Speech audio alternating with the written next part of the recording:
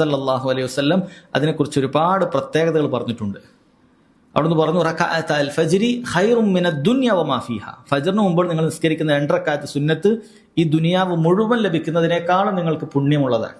ദുനിയാവ് മുഴുവൻ ലഭിക്കുമ്പോൾ ഇബ്നു ഉസൈമിൻ റഹിമഹുല്ലാഹ് പറയുന്നുണ്ട്, നിന്റെ ഇപ്പോൾ ഉള്ള ഈ ദുനിയാവ് മാത്രം നീ ചിന്തിക്കരുത്.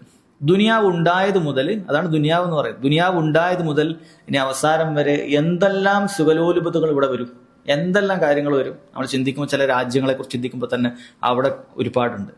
ലോകം മുഴുവനാണ് നബി സല്ലല്ലാഹു അലൈഹി വസല്ലം അത് മുഴുവൻ നിനക്ക് ലഭിക്കുന്നതിനേക്കാളും നല്ലതാണ് ഫജ്റിന് മുമ്പുള്ള നീ 2 റക്അത്ത് സുന്നത്ത് നിസ്കരിക്കുക എന്നുള്ളത്.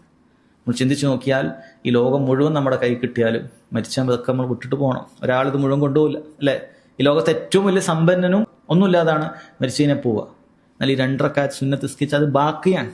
ഖലാസോടുകൂടി നമ്മൾ നിസ്കരിച്ചിട്ടുണ്ടെങ്കിൽ റബ്ബ് സുബ്ഹാനഹു വ തആലയുടെ അടുക്കലെത്തുമ്പോൾ ഇതേ ബാക്കി ഉണ്ടാവുള്ളൂ. ദുനിയാവിൽ സമ്പത്തുള്ളവൻ ആ സമ്പത്തുമായിട്ടല്ല മഹ്ശറിൽ വന്ന് നിൽക്കുക. മറിച്ച് ആ സമ്പത്തിനെ പരീക്ഷണമായിട്ട് അതിൽ വീഴ്ചകളായിരിക്കും, അവരുടെ കണക്കുകളായിരിക്കും ബോധിപ്പിക്കേണ്ടി വരിക.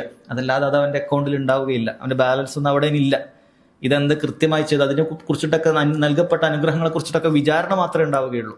എന്നാൽ സൽക്കർമ്മങ്ങൾ ചെയ്തു കഴിഞ്ഞാൽ അത് അല്ലാഹു സുബ്ഹാനഹു വ തആല പരലോകത്ത് വീട് നൽകുന്നതാണ്, സ്വർഗത്തിൽ വീട് നൽകുന്നതാണ്.